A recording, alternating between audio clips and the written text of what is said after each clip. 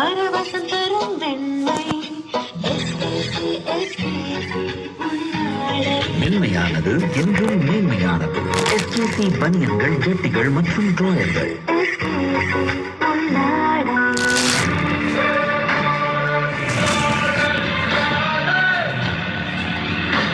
வணக்கம் மன்னா. வணக்கம் அமைச்சரே, வாருங்கள் வாருங்கள், வந்து அமருங்கள். என்ன மன்னா, நம்முடைய எதிரி உங்களை வந்து சந்தித்து விட்டு செல்கிறார் போல. அமைச்சரே, அவர் நம்முடைய எதிரி அல்ல, என் நண்பர். நண்பரா? சரி சரி, எதிரிகளை எல்லாம் நண்பராக்கி கொண்டு தப்பிப்பதுதானே இவருடைய வேலை. அது சரி மன்னா, உங்களுடைய எதிரி நண்பர் என்ன சொல்லிவிட்டு செல்கிறார்? இனிப்பு தந்து விட்டு செல்லுகிறார் அமைச்சரே. இனிப்பா? எதற்காக மன்னா? அவர் 5 ஆண்டுகளுக்கு முன்பு லோன் அடிப்படையில் கார் ஒன்று வாங்கியிருந்தார். வெற்றிகரமாக 5 ஆண்டுகள் இஎம்ஐயை கட்டி முடித்து விட்டாராம். கார் தனக்கு முழுமையாக சொந்தமாகிவிட்டதை கொண்டாட எனக்கு இனிப்பு தந்து விட்டு செல்லுகிறார் அமைச்சரே. ஓ அப்படியா மன்னா, சிறப்பு சிறப்பு. ஆனால் 5 ஆண்டுகள் வெற்றிகரமாக இஎம்ஐயை கட்டி முடித்து விட்டால் மட்டும் அந்த கார் அவருக்கு சொந்தமானது என்று எப்படி மன்னா சொல்ல முடியும்?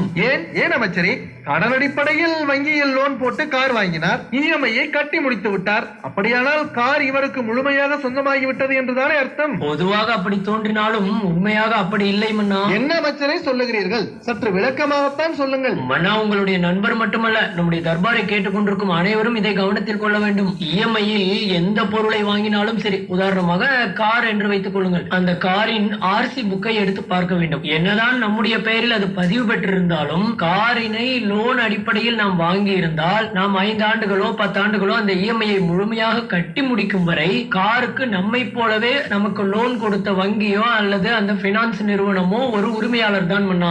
ஒருவேளை நம்மால் முழுமையாக அந்த லோன் தொகையை இஎம்ஐ முறையில் கூட அடைக்க முடியவில்லை என்றால் நம்முடைய கார் வங்கிக்கு சொந்தமாகிவிடும். ஆமாம் ஆமாம் அமைச்சரே, அதில் என்ன சந்தேகம்? அப்படி இருக்க நாம் ஒரு தவணை கூட விடாமல் சரியான முறையில் முழுமையாக இஎம்ஐயை 5 ஆண்டுகளோ 10 ஆண்டுகளோ கட்டி முடித்து விட்டால் மட்டும் அந்த கார் நமக்கு சொந்தம் என்று சொல்லிவிட முடியாது. ஏன் அமைச்சரே?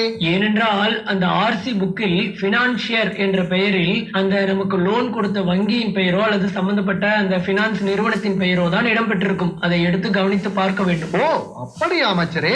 ஆமாம் அண்ணா, வாயை கட்டி வயிற்றை கட்டி எப்படியோ இஎம்ஐயை அடைத்து முடித்து விட்டோம். இனிமேல் இந்த காருக்கு முழுமையான சொந்தக்காரன் நாம் தான் என்று அலட்சியமாக இருந்து விடக்கூடாது. பிறகு என்ன செய்ய வேண்டும் அமைச்சரே?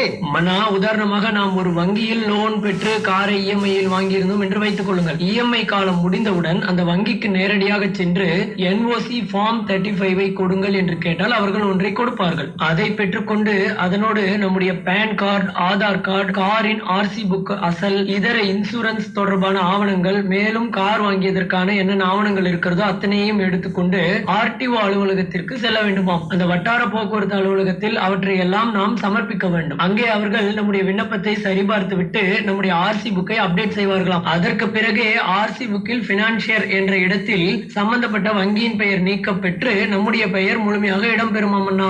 இவற்றையெல்லாம் சரியாக செய்து முடித்தால்தான் ஒரு காரை இஎம்ஐயில் வாங்கிய பிறகு, இஎம்ஐயை முழுமையாக கட்டிய பிறகு கார் முழுமையாக நமக்கு சொந்தம் என்று நாம் சொந்தம் கொண்டாடி கொள்ளலாம். உங்களை போன்றவர்களுக்கு இனிப்பு வழங்கி மகிழலாம் அண்ணா.